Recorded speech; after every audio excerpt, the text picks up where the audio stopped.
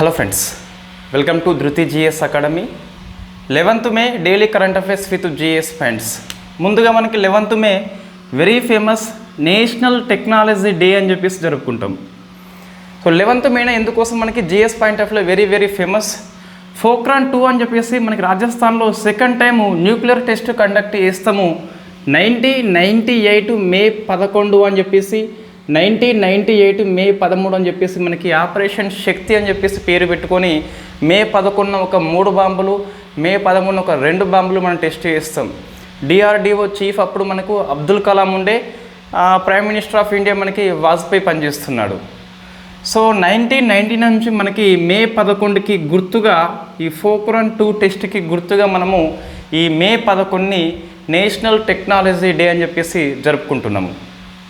So theme ఏంటి? మనకి theme చాలా పెద్దగా ఉంది. ఈజీగా చెప్పాలి అంటే ఫ్రమ్ స్కూల్ టు స్టార్ట్అప్ అని చెప్పేసి తీసుకోవడం జరిగింది. స్కూల్ స్థాయి నుంచి స్టార్టప్ లెవెల్కి పోవాలని చెప్పేసి igniting young minds to innovation అని చెప్పేసి తీసుకోవడం జరిగింది. సో ఈ పసి హృదయాలు ఏవైతే ఉన్నాయో, హృదయాలు కాదు మైండ్స్, మేధస్సు ఏదైతే ఉందో మనకు అది ఇన్నోవేషన్ వైపు, నవకల్పన వైపు పోవాలని చెప్పేసి థీమ్ తీసుకోవడం జరిగింది. వెరీ ఫేమస్ మనకి జిఎస్ పాయింట్ ఆఫ్ వ్యూలో వస్తుంది. 1974లో ఇది మీరు ఆన్సర్ చేయండి. సో అణు పరీక్షల యొక్క ఆపరేషన్ కోడ్ ఏంటని చెప్పేసి మీరు ఆన్సర్ చేసే ప్రయత్నం చేయండి. ఎవరి ఆధ్వర్యంలో ఈ టెస్ట్ కండక్ట్ చేయడం జరిగింది? సో మనకి very famous number of times ప్రశ్న వచ్చింది. భారతదేశం యొక్క న్యూక్లియర్ పాలసీ ఏంటి అంటే నో ఫస్ట్ యూజ్ అని చెప్పేసి పిలుస్తాం. సో మనం ఎవ్రీ ఇయర్ 11th మీద డిస్కస్ చేస్తున్నాం, మళ్ళీ అయితే ఏం అవసరం లేదు. సో నెక్స్ట్ మనం క్వాలిటీ చూస్తే ఒకటి వార్తల్లో ఉంది, ఎన్నికల్లో ప్రచారం చేసే హక్కు అనేది కలిగి ఉన్నామా లేదా అని చెప్పేసి మనకి వార్తల్లో వచ్చింది. సో ప్రచారం చేసే హక్కు అని చెప్పేసి ఎందుకు మనకి వార్తల్లో ఉంది అంటే ఈ ఢిల్లీ మద్యపానం కేసు విషయంలో మనకు ఢిల్లీ సీఎం కేజ్రీవాల్కి సుప్రీంకోర్టు మధ్యంతర బెయిల్ అంటే స్వల్పకాలానికి బెయిల్ ఇవ్వడం జరిగింది. జూన్ 1 వరకు ఎన్నికలు ముగిసే నాటికి బెయిల్ మనకు గడువు తీరిపోతుంది. దాన్ని మధ్యంతర బెయిల్ అని చెప్పేసి పిలుస్తాం. మనకు సాధారణ బెయిల్ ఉంటుంది, ముందస్తు బెయిల్ ఉంటుంది, మధ్యంతర బెయిల్ ఉంటుంది. మనకు ముందస్తు బెయిల్ అంటే సో నాన్ బెయిలబుల్ కేసు విషయంలో అరెస్ట్ చేస్తారని చెప్పేసి ఒక వ్యక్తి భావిస్తే ముందస్తు బెయిల్కి అప్లై చేసుకుంటాడు. ఇదేంటి మనకి మధ్యంతర బెయిల్ అని చెప్పేసి పిలుస్తాం.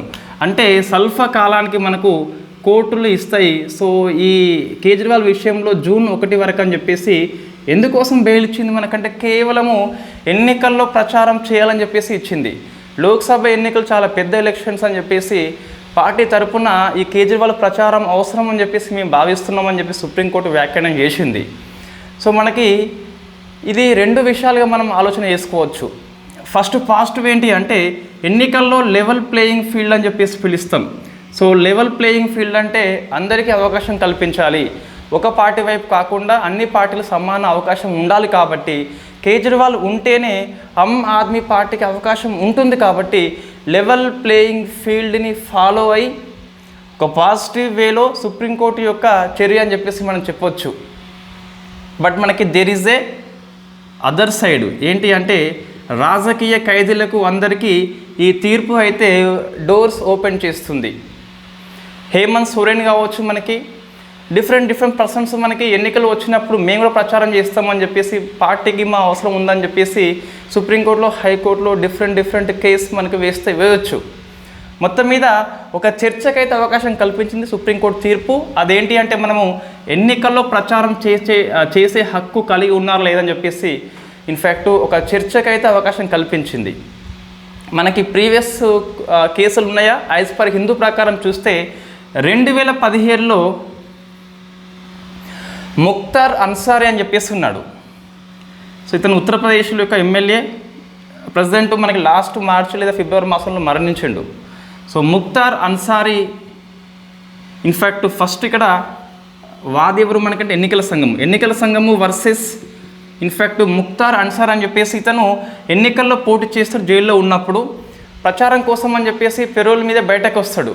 ఎన్నికల సంఘం వెంటనే ఢిల్లీ హైకోర్టులో కేసు దాఖలు చేస్తుంది.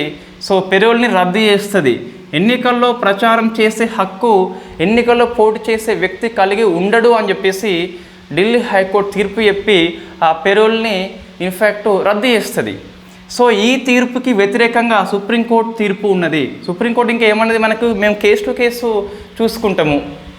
సో కేజ్రీవాల్కి ఇచ్చినంత మాత్రాన అందరికీ ఇస్తామని కాదు, అక్కడ నీడి అవసరం ఉందా అని చెప్పేసి మేము కేసు టు కేసు చూసుకొని, సో కేసు టు కేసు న్యాయమూర్తి నుంచి న్యాయమూర్తికి మారుతుందని చెప్పేసి చెప్పడం జరిగింది. సో ఇక్కడ మనం ఏం గుర్తుపెట్టుకోవాలంటే, ఎన్నికల్లో ప్రచారం చేసే హక్కు అనేది రాజ్యాంగబద్ధ హక్కు కాదు, శాసనబద్ధ హక్కు కాదని చెప్పేసి చూసుకోవాలి. మనకు రాజ్యాంగంలో లేదు, చట్టంలో లేదు అని చెప్పేసి చూసుకోవాలి. ఏ సుప్రీంకోర్టు ఏ హైకోర్టు తీర్పు చెప్పలేదు. ఇప్పుడు మనకు కేజ్రీవాల్ తీర్పు అనేది ఎట్లా ఉంది అంటే, సో కేసు టు కేసు మేము చెప్తామని చెప్పేసి చెప్పడం జరిగింది. సో మనకి ఈ కేసు పేరు గుర్తుపెట్టుకోవాలంటే కంపల్సరీ గుర్తుపెట్టుకోవాలి, ఇది వార్తల్లో ఉంది కాబట్టి. ఢిల్లీ హైకోర్టు ఇంతకుముందు మనకు ముఖ్తార్ అన్సారీ కేసులో ఈ ప్రచారం చేసే హక్కు లేదు అని చెప్పేసి జైల్లో తిరిగి పెట్టడం జరిగింది.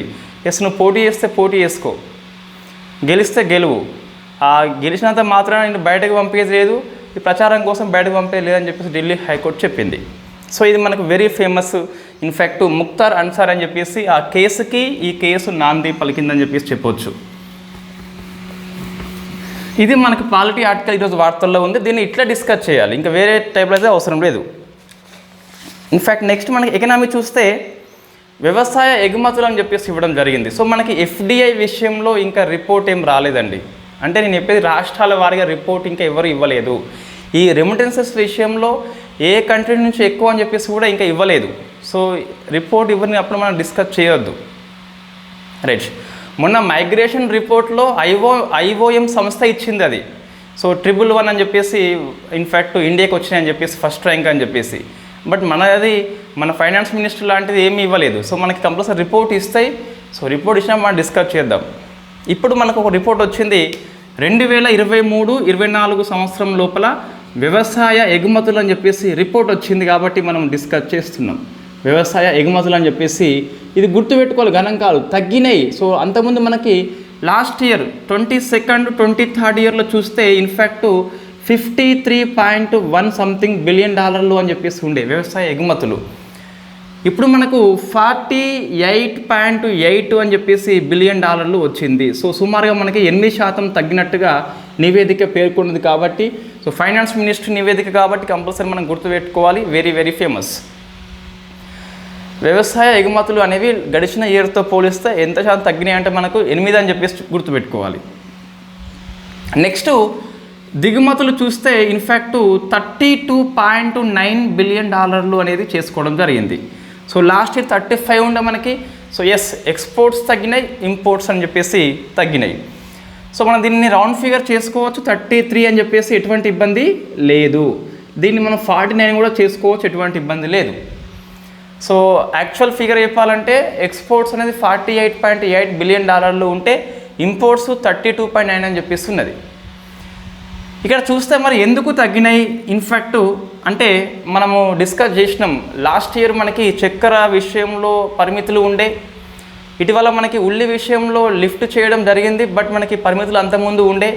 ఈ బాస్మతీయేతర బియ్యం అని చెప్పేసి ఉండే, గోధుమల మీద ఉండే మనకు. ఈ అన్నింటి కారణంగా ఇన్ఫ్యాక్ట్ మనకు వ్యవసాయం లోపల ఎక్స్పోర్ట్స్ తగ్గినాయి అని చెప్పేసి గుర్తుపెట్టుకోవాలి. కారణం ఏంటి అంటే గోధుమల మీద నియంత్రణ ఉండే లాస్ట్ ఇయర్ మనకి ఎప్పుడో ఒకప్పుడు మొత్తం మీద. బాస్మతీయేతర బియ్యం మీద ఉండే, చక్కెర మీద ఉండే, ఉల్లి మీద ఉండే. మొన్న మనకు ఉల్లి మీద లిఫ్ట్ చేయడం జరిగింది మొన్న రీసెంట్గా, రైట్. మహారాష్ట్ర వాళ్ళకు చాలా హ్యాపీ అది. So there is a big question, election code అమల్లో ఉన్నప్పుడు నిర్ణయాలు తీసుకోవచ్చు అంటే there is a big question. So మనకి ఇన్ఫ్యాక్ట్ ఇక్కడ చూస్తే మెయిన్స్ పాయింట్ ఆఫ్ వ్యూలో ఒక 2-3 పాయింట్స్ మనకి హిందూ పేపర్ కవర్ చేస్తుందండి. మెయిన్స్ పాయింట్ ఆఫ్ వ్యూలో మనకు ఆ పాయింట్స్ కవర్ అవుతున్నాయి. మనం ఇంతకుముందు ఇన్ఫ్యాక్ట్ నాకు తెలిసి ఈ మార్చి కంటే ముందు ఎక్కువ మనం మెయిన్స్ ఆర్టికల్స్ అని చెప్పేసి చాలా డిస్కస్ చేసేది. ఇప్పుడు ఎందుకు డిస్కస్ చేస్తలేమో అంటే వీడియో లెంత్ అని చెప్పేసి అంటున్నాం చాలామంది అని చెప్పేసి దాన్ని మెయిన్స్ని స్కిప్ చేస్తున్నాం. ఎంతవరకు అవసరం అంతవరకు డిస్కస్ చేస్తున్నాం. బట్ ఇక్కడ చూస్తే ఒక 3 బుల్లెట్ పాయింట్స్ ఇవ్వడం జరిగింది. మనకు ప్రశ్న వస్తుంది కాబట్టి ఇది ఒకసారి చూసుకోవాలి. ఏంటి మనకు అంటే ఇన్ఫ్యాక్ట్ ఫస్ట్ ఏమన్నది అంటే ఇక్కడ మనము ఈ క్లోజ్డ్ ఎకనమీ అనేది ఎక్కువ ఉండకుండా స్వేచ్ఛ వాణిజ్యాన్ని ప్రోత్సహించాలి. ఈ ఉల్లి మీద కానీ ఈ చక్కెర మీద మనం ఫ్రీక్వెంట్లీగా ఇన్ఫ్యాక్ట్ ఎగుమతి చేయకుండా బ్యాన్ విధిస్తున్నాం. మనం అటువంటి చేయొద్దని చెప్పేసి చెప్పడం జరిగింది. నెక్స్ట్ మన ఆహార ఎగుమతులు కొంతవరకే, అంటే ఆహార ఎగుమతి బుట్ట లోపల కొన్ని పదార్థాలే ఉంటాయి. సో దాన్ని ఏం చేయాలి మనం అంటే వైవిధ్యపరచాలి. ఆహార ఎగుమతి బుట్టను ఏం చేయాలి, వైవిధ్యపరచాలన్నట్టు. అంటే డిఫరెంట్ ఎక్కువ ఉంటే మనకి ఎక్కువ ఎక్స్పోర్ట్స్ చేయొచ్చు. ఎంతసేపు మనకి బియ్యం అని చెప్పేసి గోధుమ అని చెప్పేసి కాకుండా ఈ బుట్టని మనం ఏం చేయాలంటే సో వైవిధ్యం చేయాలి, అంటే మిల్లెట్స్ అని చెప్పేసి అట్లా మనం ప్రోత్సహించాలి. నెక్స్ట్ సప్లై చైన్ని మెరుగుపరచాలి. సో సప్లై చైన్ని మెరుగుపరచాలి అంటే మనకు ఇక్కడ ఏమొస్తుందంటే ఈ శీతల గిడ్డంగులు కానీ అంటే సో మనకి పంట నిల్వ కోసం అని చెప్పేసి ఎటువంటి సౌకర్యాలు భారతదేశంలో లేవు. సో దాన్ని పెంచేందుకు ప్రైవేటు యొక్క ఆపరేటర్లకి ఎక్కువ ప్రోత్సాహం ఇవ్వాలని చెప్పేసి ఈ 3 పాయింట్స్ చాలా ఎక్సలెంట్గా ఇవ్వడం జరిగింది. ఈ 3 పాయింట్స్ మనకి మెయిన్స్లో అయితే రాసుకోవచ్చు. అంటే మనకు ఫుడ్ ఉత్పత్తి అవుతుంది కదా, సో పంట పండినాక ఆ ప్రాసెసింగ్ కానీ అటువంటి సంబంధిత కార్యకలాపాలు కానీ సో ప్రైవేట్ ప్లేయర్స్కి ప్రోత్సహిస్తే వాళ్ళు మంచిగా కండక్ట్ చేస్తారు, పంట నిల్వ మనకి మంచిగా అవుతుంది అని చెప్పేసి అప్పుడు ఎక్స్పోర్ట్స్ చేసుకోవచ్చు అని చెప్పేసి మనము సో ధర ఉన్నప్పుడే ఎక్స్పోర్ట్స్ చేయొచ్చు అని చెప్పేసి చెప్పవచ్చు. ఇవి 3 పాయింట్స్ మెయిన్స్ పాయింట్ ఆఫ్ వ్యూలో వెరీ ఫేమస్. నెక్స్ట్ డిఫెన్స్లో మనకి ఈరోజు 3 ఆర్టికల్స్ ఉన్నాయి. సో ఫస్ట్ మనకి ల్యామ్ అని చెప్పేసి వార్తల్లో ఉంది. So very famous. ఇది ఏంటి ల్యామ్ అంటే మనకి భారతదేశంలో మొట్టమొదటి కామికేజ్ డ్రోన్ అని చెప్పేసి పిలుస్తాం. ఇట్ ఈస్ ద ఫస్ట్ కాబట్టి ప్రశ్న వస్తే రావచ్చు. సో భారతదేశంలో మొట్టమొదటి స్వదేశీయంగా నిర్మాణం చేయబడ్డ కామికేజ్ డ్రోన్. కామికేజ్ మీన్స్ మనకు అర్థం ఏంటి అంటే సూసైడ్ అని చెప్పేసి పిలుస్తాం. సో మనకి రష్యా వర్సెస్ ఉక్రెయిన్ వార్ నేపథ్యంలో ఇరాన్ అనేది రష్యాకి కామికేజ్ డ్రోన్ నెంబర్ ఆఫ్ సరఫరా చేసి ఉంది. అంటే ఇది సో అటాక్ చేస్తుంది, అక్కడే ధ్వంసం అయిపోతుంది. సో దాన్నే కామికేజ్ అని చెప్పేసి పిలుస్తాం. సో దీన్ని ఎవరు నిర్మాణం చేస్తున్నారంటే మనకు ఇన్ఫ్యాక్ట్ కాడెట్ డిఫెన్స్ సిస్టమ్ అని చెప్పేసి ఉంది. బాగా గుర్తుపెట్టుకోవాలి, ప్రశ్న వస్తుంది. సో కాడెట్ డిఫెన్స్ సిస్టమ్ అని చెప్పేసి సో దీనికి డిఆర్డిఓ కూడా సాంకేతికత సహాయం అందిస్తుంది. సో మనం తయారు చేసేది ఎవరు అంటే కామికేజ్ని కాడెట్ అని చెప్పేసి వస్తుంది, బట్ దీనికి డిఆర్డిఓ సంస్థ మనకి ఇన్ఫ్యాక్ట్ హెల్ప్ అయితే ఇవ్వడం జరుగుతుంది. సో ఇది ఫస్ట్ అని చెప్పేసి గుర్తుపెట్టుకోవాలి. ల్యామ్ అని చెప్పేసి మనకి ల్యామ్ అంటే ఏమొస్తుందంటే సో లోటరింగ్ ఏరియల్ స్పెల్లింగ్ అయితే LOI ఉంది. సో లోటరింగ్ ఏరియల్ మ్యూనిషన్స్ అని చెప్పేసి ఉన్నది. సో మ్యూనిషన్స్ ఇది మనకి పూర్తి పేరు LAM అని చెప్పేసి సరిపోతుందండి.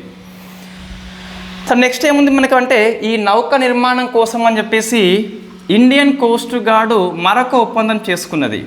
మరొక ఒప్పందం మీన్స్ మనం మొన్న డిస్కస్ చేసినాం. ఇన్ఫ్యాక్ట్ ఆ కమ్మ అటు తిప్పేస్తే వస్తుంది. ఏమొస్తుంది అంటే ఈ మెరైన్ స్టీల్ కోసం అని చెప్పేసి అంటే ఏంటి మనకి ఈ షిప్ యొక్క నిర్మాణం లోపల ఉపయోగించే ఉక్కు ఉంది కదా, ఈ స్టీల్ కోసం అని చెప్పేసి మనకి జిందాల్ స్టీల్ పవర్తో ఒప్పందం మనం చేసుకున్నాము. సో JSP అని చెప్పేసి పిలుస్తాం, జిందాల్ స్టీల్ పవర్తోని. ఇప్పుడేమైంది మనకు అంటే హిందాల్కో అనే సంస్థతోని హిందాల్కో అని చెప్పేసి ఉన్నది, అది హిండాల్కో అని చెప్పేసి పిలుస్తాం. సో దీంతో మనకు మెరైన్ అల్యూమినియం అని చెప్పేసి ఒప్పందం చేసుకున్నది. సో ఇవి రెండు మనకు ఇన్ఫ్యాక్ట్ ఈ షిప్ బిల్డింగ్ లోపల ఉపయోగిస్తాము స్వదేశీయంగా. ఉక్కు కోసం అని చెప్పేసి జిందాల్ స్టీల్ పవర్ ఉంటే, అల్యూమినియం కోసం అని చెప్పేసి మనకి హిందాల్ కంపెనీతోనే ICG ఒప్పందం. కాబట్టి ఈ రెండు మనకి PIB న్యూసే కాబట్టి బాగా గుర్తుపెట్టుకోవాలి, ప్రశ్న వచ్చేందుకు అవకాశం ఉంది. నెక్స్ట్ ఒక చట్టం మనకి అమల్లోకి వచ్చింది డిఫెన్స్ లోపల. సో వెరీ ఫేమస్ మనకి ఇంటర్ సర్వీసెస్ ఆర్గ్ ISO అని చెప్పేసి ఈ 3 దళాల మధ్య సమన్వయం కోసం అని చెప్పేసి దీన్ని ఏర్పాటు చేయడం జరిగింది. సో ఇంటర్ సర్వీసెస్ ఆర్గ్ అని చెప్పేసి ISO సంస్థ మనకి ఏర్పాటు చేయడం జరిగింది. అయితే మనకిది సో వాస్తవంగా పార్లమెంట్ సెషన్స్ వింటర్ మనకి లాస్ట్ ఇయర్లో పార్లమెంటు ఆమోదించింది వింటర్ సెషన్ లోపల. సో రాష్ట్రపతి గారు యాజ్ పర్ PIB న్యూస్ మనకి చూస్తే 15 ఆగస్టు 2023 రాష్ట్రపతి ఆమోదిస్తే సో అమల్లోకి వచ్చేది మనకి 10 మే అని చెప్పేసి ఇవ్వడం జరిగింది. సో నిన్న నుంచి మనకి అమల్లోకి వస్తుంది. సో ఈరోజు కరెంట్ అఫైర్స్ నిన్న మనకి PIB న్యూస్లో వస్తుంది కదా, సో 24 నుంచి అమల్లోకి వస్తుంది. ఇట్లా మనకు ఉన్నప్పుడు ఏమవుతుందంటే ఈ ప్రశ్న మనకు కనుక వస్తే గిట్ట ISO వస్తే గిట్ట ఇన్ఫ్యాక్ట్ ఎలా వస్తుంది స్టేట్మెంట్ ఇట్ట క్వశ్చన్స్ ఇస్తే గిట్ట ఈ 3 మనకి ఇస్తారండి. పార్లమెంటు ఆమోదించింది వింటర్ సెషన్స్ 2023 లోపల, రాష్ట్రపతి సంతకం పెట్టింది మనకి 15 ఆగస్టు అని చెప్పేసి, అమల్లోకి వచ్చింది 10 మే అని చెప్పేసి గుర్తుపెట్టుకోవాలి. సో ఇంటర్ సర్వీసెస్ అనేది దేనికి పనిచేస్తుందంటే ఇన్ఫ్యాక్ట్ అంతర్గతంగా ఆ 3 దళాల మధ్య సమన్వయం కోసం అని చెప్పేసి ఇది పనికి వస్తుంది. ఈ 3 డిఫెన్స్లో మనం ఏది స్కిప్ చేయవచ్చు అంటే ఇది పిఐబి న్యూసే, ఇది పిఐబి న్యూసే, ఇది మాత్రం మనకి మామూలుగా హిందూ పేపర్లో వచ్చిన ఆర్టికల్ కామికేజ్ డ్రోన్ అని చెప్పేసి ఫస్ట్ది ఏంటి ఇండియాలో ల్యామ్ అని చెప్పేసి పిలుస్తున్నాం. సో వెరీ ఫేమస్ అది. క్యాడెట్ అనే సంస్థ రూపొందించింది, డిఆర్డిఓ సంస్థ వచ్చేసి దీనికి హెల్ప్ చేయడం జరిగింది. నెక్స్ట్ ఒక స్పేస్ ఆర్టికల్ మనకి వార్తల్లో ఉంది. ఇన్ఫ్యాక్ట్ మనకి తెలంగాణ పేపర్లో వచ్చింది. ఏది పిఎస్ఎల్వి యొక్క 4వ స్టేజ్లో ఇస్రో అనేది 3D ప్రింటెడ్ ఇంజిన్ ఉపయోగిస్తుంది అట. సో మనకి ఇంక ఇస్రో సైట్లో అది అప్డేట్ కాలేదు. సో దాన్ని మనం రేపు డిస్కస్ చేద్దాం. రైట్. నెక్స్ట్ మనకి పర్యావరణ అంశాలు చూస్తే ఒకటి మనం క్లారిఫై తీసుకోవాలి. సో ఇన్ఫ్యాక్ట్ మొన్న మనం డిస్కస్ చేసినాము, ఎంబర్ అనే ఒక మేధో మదన సంస్థ థింక్ ట్యాంక్ అని చెప్పేసి ఈ సోలార్ ఎనర్జీ మీద రిపోర్ట్ ఇచ్చింది మనకు. ఇండియా ఎంత? 3rd place. క్వశ్చన్ వస్తుంది, ఇండియా ఒక రకంగా 4th ప్లేస్ అని చెప్పేసి కూడా ఉన్నది. సో మనకి ఇది ఇన్ఫ్యాక్ట్ చూస్తే గిట్ట ఎక్కడ 3rd ఎక్కడ 4th అని చెప్పేసి చూసుకోవాలి. రైట్. ఎంబర్ మనకి ఒక మేధో సంస్థ అని చెప్పేసి పిలుస్తాం, థింక్ ట్యాంక్ అని చెప్పేసి పిలుస్తాం. సో మనకి 23rd ఇయర్ వరకు సోలార్ పవర్ లోపల 3rd ర్యాంక్ ఉంది, జపాన్ అధిగమించి వచ్చింది 23rd ఇయర్ వరకు చూస్తే. సో ఫస్ట్ మనకి చైనా ఉంది, సెకండ్ యూఎస్ఏ అని చెప్పేసి, 3rd ఇండియా ఉంది, జపాన్ని అధిగమించి వచ్చింది. నెక్స్ట్ ఓన్లీ 23rd ఇయర్లో ఎంత ఇంక్రీజ్ అయింది, గత ఇయర్తో పోలిస్తే ఎంత ఇంక్రీజ్ అయిందంటే మనకు సో 4th ర్యాంక్ వస్తుంది. మళ్ళీ first rank goes to China వస్తుంది, సెకండ్ యూఎస్ఏ వస్తుంది, 3rd బ్రెజిల్ వస్తుంది, 4th ఇండియా వస్తుందండి. ఇవి 2 మనకి అలాగున్నాయి ర్యాంకింగ్ అయితే. సో ఫస్ట్ చూస్తే 2023 వరకు చూస్తే మనకు ఇన్ఫ్యాక్ట్ జపాన్ని అధిగమించి వచ్చింది, ఇండియా 3rd ప్లేస్కి వచ్చింది. 23rd ఇయర్లో ఇంక్రీజ్ అయింది ఎంత అట్లా చూసుకున్నప్పుడు మనకి first rank China, USA, Brazil అయితే 4th ర్యాంక్ అని చెప్పేసి ఇండియా పిలుస్తాం. సో మనం డిస్కస్ చేసినాం ఇది, బట్ ఇక్కడ 3rd అని చెప్పేసి ఉంది కదా, అట్లా కాకుండా సో 3rd అండ్ 4th మన 2 ర్యాంకింగ్ అని చెప్పేసి ఉన్నాయి. దాన్ని అప్డేట్ చేసుకోవాలి నోట్స్ లోపల కంపల్సరీ. నెక్స్ట్ ఇంకొకటి, ఇది చిన్న అంశం, మనకు ఒక మొక్క మనకి వార్తల్లో ఉంది, ఓలియాండర్ అని చెప్పేసి పిలుస్తాం. సో ఓలియాండర్ మొక్క ఇన్ఫ్యాక్టు ఇది కేరళలో మనకు స్థానికంగా అరలి అని చెప్పేసి పిలుస్తామట. ఈ ఓలియాండర్ యొక్క మొక్క ఆకులు తిని ఒక ఆమె చనిపోయింది కేరళ లోపల. కాబట్టి ఈ ఓలియాండర్ పువ్వులు చాలా అందంగా ఉంటాయట, మన కేరళలో టెంపుల్స్ లోపల ఉపయోగిస్తారు. సో చనిపోయింది కాబట్టి ఎందుకని చెప్పేసి టెంపుల్స్ లోపల ఓలియాండర్ యొక్క పువ్వులని బ్యాన్ చేయడం జరిగింది. సో మన ప్రశ్న వస్తుంది, మొక్కలని కానీ ఆ మొక్క ఆకులు మనకి పువ్వులు బ్యాన్ చేసినప్పుడు ఏ రాష్ట్రం అని చెప్పేసి వస్తుంది. వాస్తవంగా మనకు ఏమైంది అంటే ఒక అమ్మాయి ఇన్ఫ్యాక్ట్ ఫోన్ మాట్లాడకుండా వెళ్ళి పెరట్లో సో మాట్లాడకుండా ఆకులు తిన్నది. సో ఆమె వాంతింగ్ వచ్చేసి చనిపోయింది కంప్లీట్గా. విషపు మొక్క అని చెప్పేసి పిలుస్తాం. ఇన్ఫ్యాక్ట్ కొద్దిగా ధ్యాస పెట్టాలి మాట్లాడేటప్పుడు. అందుకే ఇన్ఫ్యాక్ట్ మనకి ఓలియాండర్ అని చెప్పేసి అది వార్తల్లో ఉన్నది. సో దీన్ని అరలి అని చెప్పేసి పిలుస్తామంటే కేరళ లోపల కంప్లీట్గా టెంపుల్స్ లోపల ఈ పువ్వులు వాడకుండా బ్యాన్ చేయడం జరిగింది. సో ఆమె ఏజ్ 24 ఇయర్స్ అండి.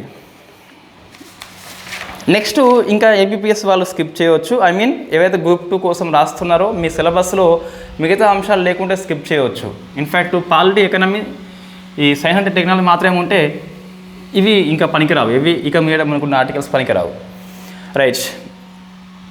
నెక్స్ట్ మనకి ఇంటర్నేషనల్ అఫేర్స్ కింద యూఎస్ఏ చైనాకి వ్యతిరేకంగా మరొక కూటమి ఏర్పాటు చేసింది. సో జియో పాలిటిక్స్ కాబట్టి ఎక్కువ ఫోకస్ చేయాలి. స్క్వాడ్ అని చెప్పేసి పిలుస్తాం. ఇది నిన్న ఆర్టికల్ నిన్న ఇన్ఫ్యాక్ట్ పేపర్లో మిస్ అయింది. సో స్క్వాడ్ అని చెప్పేసి వెరీ ఫేమస్ ఆర్టికల్.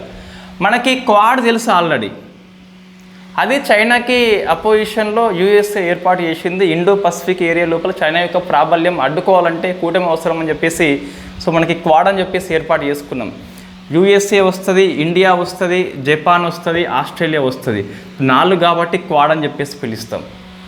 ఇప్పుడు దాంట్లో సో యూఎస్ఏ ఉన్నది, జపాన్ ఉన్నది, ఆస్ట్రేలియా ఉన్నది, ఫిలిప్పీన్స్ అని చెప్పేసి ఉన్నది. సో ఇండియా లేదు మనకి స్క్వాడ్ లోపల, ఫిలిప్పీన్స్ ఉన్నది. సో మనకి ఇటీవల చైనా వర్సెస్ ఫిలిప్పీన్స్ వార్తల్లో ఉంది కాబట్టి సో ఫిలిప్పీన్స్ని మచ్చిక చేద్దామని చెప్పేసి కూటమి తయారు చేసింది.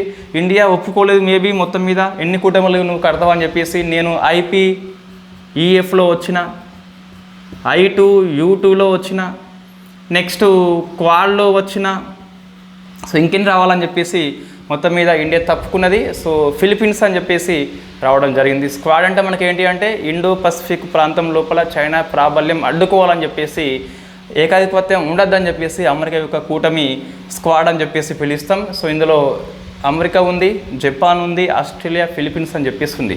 సో వాస్తవం మనకి ఇవి 4 కంట్రీస్ లాస్ట్ ఏప్రిల్ మాసంలో ఫిలిప్పీన్స్ యొక్క ఎక్స్క్లూజివ్లీ ఎకనామిక్ జోన్ లోపల మనకు ఇన్ఫ్యాక్ట్ ఏంటి ఒక సముద్ర ఎక్సర్సైజ్ కండక్ట్ చేయడం జరిగింది. 4 కంట్రీస్ అని చెప్పేసి పిలుస్తాం.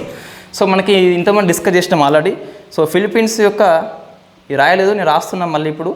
ఇది ఫిలిప్పీన్స్ యొక్క ఎక్స్క్లూజివ్లీ జోన్ లోపల ఈ 4 కంట్రీస్ కలిపి సముద్ర విన్యాసం చేపట్టడం జరిగింది లాస్ట్ మంత్ లోపల. అప్పుడే మేబీ ఈ కూటమి యొక్క మూలం పడితే పడవచ్చు. రైట్, నెక్స్ట్ ఇక మిగతా అన్ని చిన్న చిన్నవి ఉన్నాయి. ఫస్ట్ మనకు అపాయింట్మెంట్ చూస్తే రష్యా ప్రధానిగా మరొకసారి రెండవసారి వరుసగా మిఖాయిల్ అని చెప్పేసి ఎన్నికైండు. మొన్న రష్యా అధ్యక్షుడిగా వ్లాదిమిర్ పుతిన్ వచ్చిండుగా, ఇన్ఫ్యాక్ట్ 5వసారి అని చెప్పేసి. ఇప్పుడు ప్రధానిగా చూస్తే మిఖాయిల్ మిషుస్టిన్ అని చెప్పేసి వచ్చిండు. నెక్స్ట్ జూ షియాంగ్ అని చెప్పేసి ఇండియాలో చైనా రాయబారి, ప్రశ్న వస్తుంది కాబట్టి గుర్తుపెట్టుకోవాలి. సో జూ షియాంగ్ అని చెప్పేసి పిలుస్తాం. ఇండియా లోపల చైనా రాయబారి కాబట్టి ఇండియా వర్సెస్ చైనా ఎప్పుడు వార్తల్లో ఉంటుంది కాబట్టి ఆ రాయబారి మనకి పేరు కంపల్సరీ అవసరం ఉంటుంది. సో జూ షియాంగ్ అని చెప్పేసి పిలుస్తాం. నెక్స్ట్ మనకు chief of personnel of Indian navy అని చెప్పేసి సంజయ్ బల్లా వచ్చిండు. కొంచెం ఇది కన్ఫ్యూజ్ అవుతుంది చాలామంది. సంజయ్ బల్లా వచ్చిండు. నిన్న మనకు పిఐబి న్యూస్ అండి, ఇది గుర్తుపెట్టుకోవాలి కంపల్సరీ. ఎవరు మనకు chief of personal, so personal of Indian navy, Indian navy staff chief అంటే మనకి Dinesh Kumar Tripathi. So Indian navy యొక్క యుద్ధ రంగానికి మనకి చీఫ్ అని చెప్పేసి పిలుస్తాం. సో నేవీ చీఫ్ అంటే మనకి జనరల్గా డీకే త్రిపాఠి అని చెప్పేసి వస్తాడు. సో ఇక్కడ మళ్ళీ గుర్తుపెట్టుకోవాలి compulsory, Sanjay Bhalla only chief of personnel of Indian navy అంటే మనకి ఇతర సిబ్బంది ఉంటారు కదా, సో మనుషులు వాళ్ళు యుద్ధ రంగంలో పాల్గొనరు, అటువంటి వాళ్ళని మనం పర్సనల్ ఆఫ్ చీఫ్ అని చెప్పేసి పిలుస్తాం. ఏమంటున్నా అంటే జనరల్గా ఇండియన్ నేవీ చీఫ్ అంటే డీకే త్రిపాఠి వస్తాడు జనరల్గా. టెక్నికల్ వర్డ్ ఏంటి మనకంటే చీఫ్ ఆఫ్ నావల్ స్టాఫ్ అని చెప్పేసి పిలుస్తాం. అందుకే వాళ్ళు యుద్ధ రంగంలో పాల్గొంటారు, వాళ్ళకి డీకే త్రిపాఠి అని చెప్పేసి పిలుస్తాం. ఈయన ఎవరు మనకి చీఫ్ ఆఫ్ నేవీ పర్సనల్ అని చెప్పేసి పిలుస్తాం. సో సంజయ్ బల్లా అని చెప్పేసి. ఇవి రెండు మనకి ప్రశ్నలు వస్తాయని చెప్పేసి మనం అనుకోవచ్చు, ఎందుకంటే 2 నియామకాలు మనకి ఇదే మంత్లో జరిగినాయి కాబట్టి. సో మనకి ఇటువైపుకి అమ్మ తింపేస్తే స్టార్టింగ్లో వచ్చింది మనకు చీఫ్ ఆఫ్ నేవీ స్టాఫ్ అని చెప్పేసి. సో మనకి దినేష్ కుమార్ త్రిపాఠి. ఇటువైపు చూస్తే ఒక 15 రోజులు గడిచింది కాబట్టి ఇన్ఫ్యాక్ట్ మనం కన్ఫ్యూజ్ కావచ్చు. సంజయ్ బల్లా అనే వ్యక్తి ఇన్ఫ్యాక్ట్ పర్సనల్ అని చెప్పేసి, స్టాఫ్ అంటే మనకి డీకే అని చెప్పేసి వస్తాడు. రైట్, ఈ 3 నియామకాలు మనకి వార్తల్లో ఉన్నాయి. నెక్స్ట్ స్పోర్ట్స్ లోపల మనకు దోహా లోపల డైమండ్ లీగ్ అని చెప్పేసి ఇన్ఫ్యాక్ట్ మన నీరజ్ చోప్రా ఓడిపోయిండు.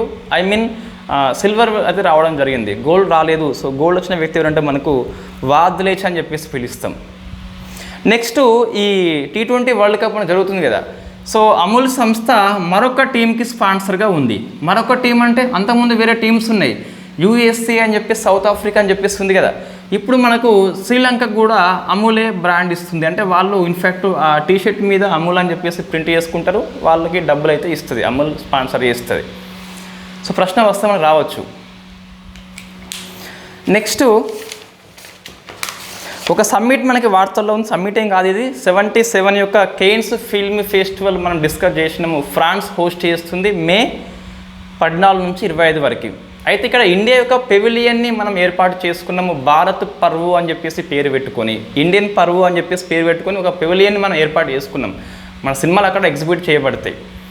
సో ఆ పెవిలియన్ యొక్క డిజైన్ని మనకి నేషనల్ ఇన్స్టిట్యూషన్ ఆఫ్ డిజైన్ అని చెప్పేసి అహ్మదాబాద్లో ఉంటుంది, అది రూపొందించింది యాజ్ పర్ PIB న్యూస్ కాబట్టి గుర్తుపెట్టుకోవాలి. ఇవి మనకి ఈరోజు ఉన్న ఆర్టికల్స్. తెలంగాణ మనకి ఈరోజు ఏమీ లేవు. సో ఇది మే 11th కరెంట్ అఫైర్స్. ఈరోజు అన్ని ఆర్టికల్స్ ఇంపార్టెంటే, అది ఇదని కాదు, అన్ని ఎగ్జామ్లో వస్తాయి. జూన్ 9th ఎగ్జామ్ కాబట్టి అన్నీ చదువుకోవాల్సిందే. సో మనకి in fact 12th 13th Telangana AP elections ఉన్నాయి కాబట్టి మన క్లాస్ అనేది కుదరదు. So highly impossible. సో మనము మళ్ళీ క్లాసును 14th చేద్దాం. అయితే 12thలో కొన్ని ఆర్టికల్స్ నేను ఈరోజు వీడియో చేసి వెళ్ళిపోతా, రేపు దాన్ని అప్లోడ్ చేసే ప్రయత్నం చేస్తా. సో రేపు కొద్ది వరకు మనకు ఫ్రీ ఉంటుంది మధ్యాహ్నం వరకు కాబట్టి మేబీ అంటే ఈరోజు కొన్ని మనకు ఈరోజు ఎట్లా తెలుస్తుంది రేపటి ఆర్టికల్స్ అంటే మనకు ఇండియన్ ఎక్స్ప్రెస్లో కానీ, హిందూలో కానీ, ఈనాడులో కానీ మనకి వెబ్సైట్లోకి వెళ్తే లేటెస్ట్ న్యూస్ అని చెప్పేసి ఉంటుంది. పొద్దున్న నుంచి అప్డేట్ అవుతూనే ఉంటాయి. సో వాటిని మనము కొన్నిటిని రాసుకోవచ్చు. సో మనకి కొద్ది వరకు అయితే ఫ్రీ ఉంటే గిట్ట ఇది ప్రయాణం చేద్దాం. రైట్, మనం ఆస్పిరెంట్ కాకుండా ఫ్యాకల్టీగా ఉన్నప్పుడు అయితే సో గ్రూప్ 1 ఎగ్జామ్ అయిపోయాక నేను ప్రతి 1 అవర్కి 2-3 ఆర్టికల్స్ మన గ్రూప్లో పోస్ట్ చేస్తాను. సో రోజంతా మనకు ఒక 10 ఆర్టికల్స్ అయిపోతాయి. సో మీకు ఎప్పుడు అప్డేట్లో ఉండొచ్చు. ఇన్ఫ్యాక్ట్ ఇప్పుడు సాధ్యం కాదు. కొంతమంది సార్ ఇన్ఫ్యాక్ట్ ప్రతి 2-3 అవర్స్కి కొన్ని అప్డేట్స్ ఇవ్వండి అంటే అది మన పని కాదు అది. సో ఆస్పిరెంట్గా అది సాధ్యం కాదు. ఓకే, మే 12th మనము ఒక 2-3 ఆర్టికల్స్ ఎన్ని ఉంటే అన్ని ఒక 1 అవర్ వరకు ఎన్ని ఉంటే అన్ని మనం చేసి సో రేపు అప్లోడ్ చేస్తాను. నెక్స్ట్ మే 12th పూర్తిగా, మే 13th అండ్ మే 14th మనం 14th ఈవినింగ్ చేసే ప్రయత్నం చేద్దాం. So thank you very much.